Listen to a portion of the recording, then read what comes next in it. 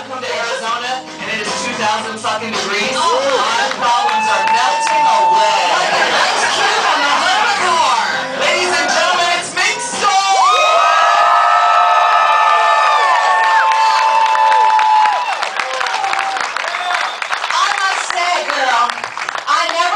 That the girls in Arizona were such good dressers. Yes, they're fantastic. Very, very impressive. We have been blown away by Arizona, I have to say. The drag here is par excellence. This is nothing what I expected. What are you trying to say? I mean, I thought of Phoenix. I just thought of desert and people don't like Mexican. And like turquoise. You know, there's like a lot. I actually brought some turquoise. I'm not wearing it. To fit in. Because I looked around and saw that way too many people I didn't want to look like were. So I left mine back at the hotel. It looks really good in Baltimore, though.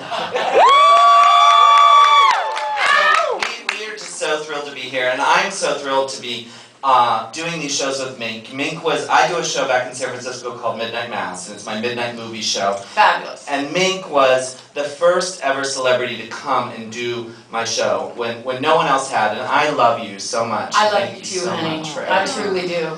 And I mean, she's an icon. She, to me,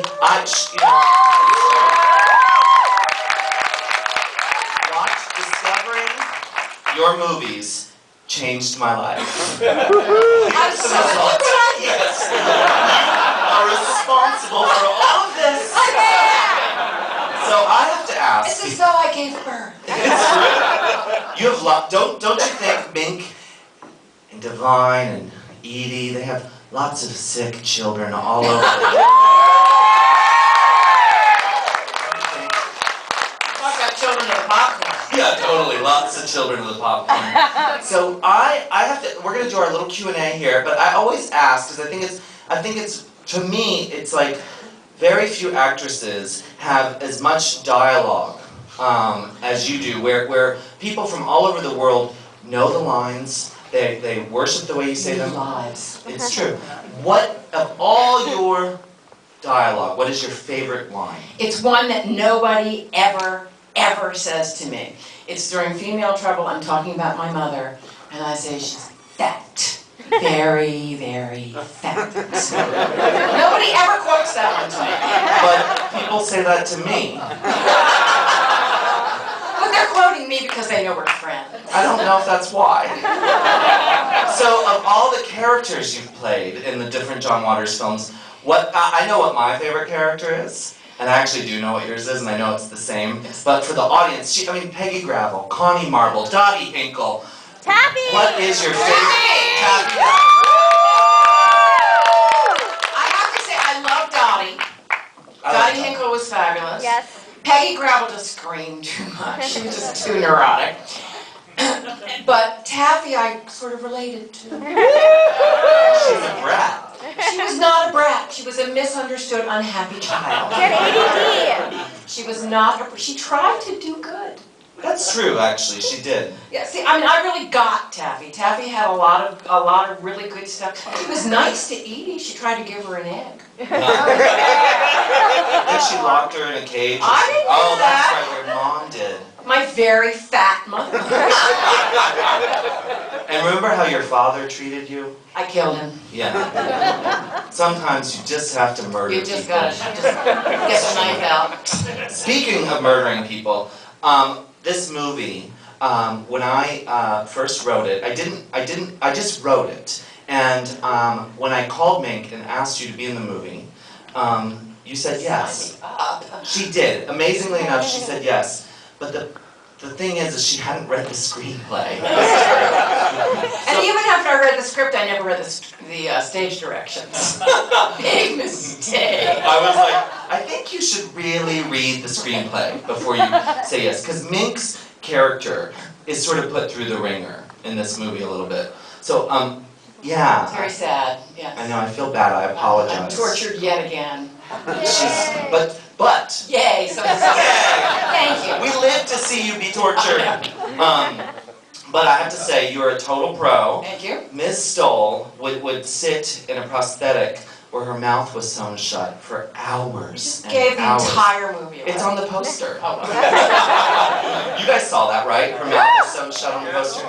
God damn Natasha. Right, that's right. It's at the hands of Natasha Lyonne. What's interesting is, you and Ms. Lyonne, this isn't your first time. Not my first time around the block with Miss Natasha. I played her mother in a movie called But I'm a Cheerleader. I know, it's amazing to me that people have actually seen that movie. I love that movie. People love that movie. A certain status that I didn't expect. Oh no, they showed it, I just saw they showed it at midnight in Long Beach, like a couple weeks ago. It's a midnight movie. So anyway, Natasha, we think Bud Cort is my husband, and we are her parents. And we think that she's becoming a lesbian, and we try to take steps to prevent this. So we send her to Make You Straight Camp, run by RuPaul and Kathy Moriarty. And really good team. And in this movie, she really gets me back. Yeah, She she waited 10 years. 10 years for the reunion. Well, we did advertise that there would be a little Q&A, so if any of you in the audience are dying to ask Mink Stoll a question, now's your chance. Do we have any questions? Yes? No. I'm sorry. I thought I saw him. Okay, yes. Go ahead. I've just told you everything you need, there's nothing else to know. Are you doing anything else that you know of? I am currently in the recording studio working on my very first album with my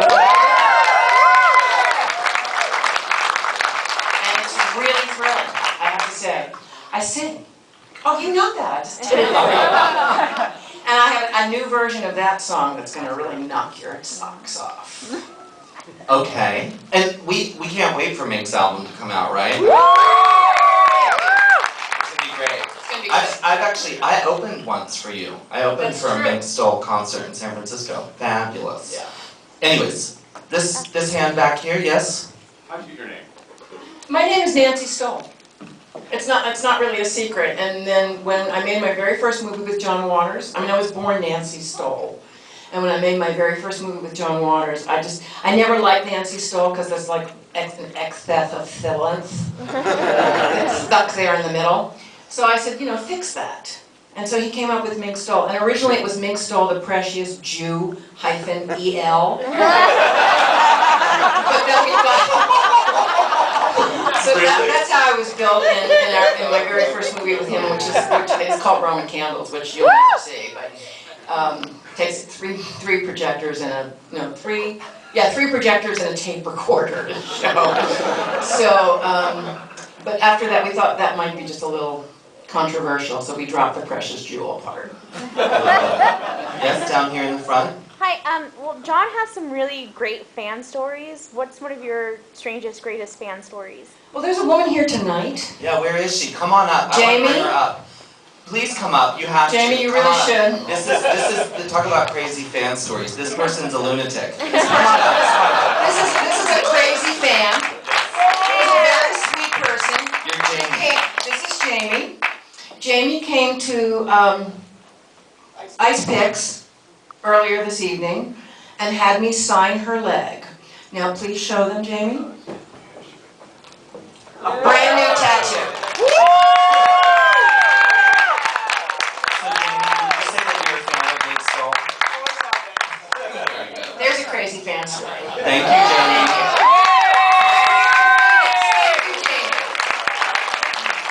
You know what would be hilarious? Is if you just were a total bitch to her for the rest of the night.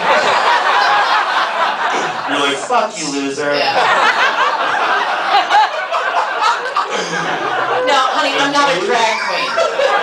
And you're like, ew, we're nice. God. Oh no. Okay, any more questions? Yes. I have to know when you came in dressed like the Hare Krishna, and Divine choked the shit out of you. Yes. Did she really choke the shit out of you? I'm still here, honey. If she had really choked the shit out of me, I would be dead. That's true. It's called acting. But that's how how good she is, right? And that's how good Divine was. And, yes, and Divine. Let's hear it for Divine. Divine was a wonderful performer and a wonderful person to work with. He was incredibly generous and was always just a real professional on, to work with. So, he knew how to do it to make it look right. It looked right. Yeah, it's exactly. Okay, so maybe one last question. Is there anyone? Yes. How did you come to start working with John Waters? Did you know him before you had made films, or? No, actually, he's the first person that I worked with in film. But I mean, I met him before he was a household name. He was just this weird, skinny guy that I met in Provincetown. But you were both from Baltimore. We were both from Baltimore, but we did not know each other from Baltimore. So we met on Cape Cod in Provincetown in the summer of. And by the end of the summer, we were roommates with about 17 other people. And then when the summer was over, we each moved back to Baltimore and moved in with our respective parents. And I mean, we were still living at home when we met. We were just basically out of high school. Thank God you guys met, and thank God for Mink Stoll's fabulous career. And thank God came to Arizona to be here to celebrate. Ladies and gentlemen, let's hear it again for the fabulous Mink Stoll. Bye. Enjoy the movie. Oh, see you after. Yes, that's something I wanted to announce is that Mink and I are going to be around after the movie, and we actually have a little gift shop set up in the lobby. Mink has 8x10s, and I have.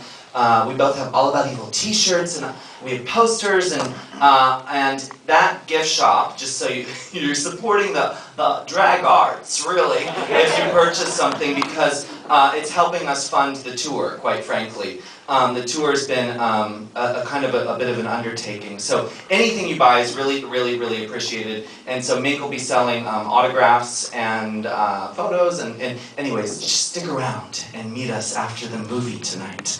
And I think with that, I did want to. Did you guys? You guys heard the introduction from Andrea, Midnight Movie Mamacita? Yes. I did want to bring her back out one more time.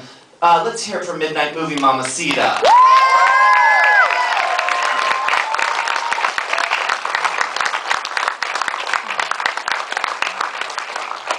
Okay. So that's a little unprofessional, right? Where'd she go? She's right next to you. Okay, she is? She's standing right next to me?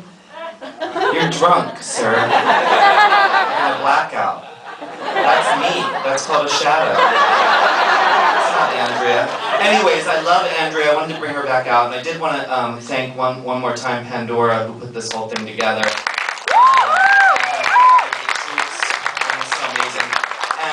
Sorry, we're missing Andrea, but oh well, I guess she just didn't care for my show. I don't know. But yeah, I did have one more person to introduce. She's come all the way from San Francisco. She actually brought some of her crew here tonight. She's actually the woman that I based this film on. She's making movies in San Francisco, short films and indie films, and we all love them, and she agreed to come here with us tonight. And so I'd like to bring her out. Do you guys want to meet her? Yeah! The star of All About Evil. Ladies and gentlemen, let's hear it for Deborah Tennis. No?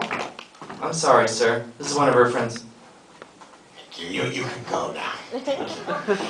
Ladies and gentlemen, welcome to the MADCAP Theater and the Arizona premiere of All About Evil.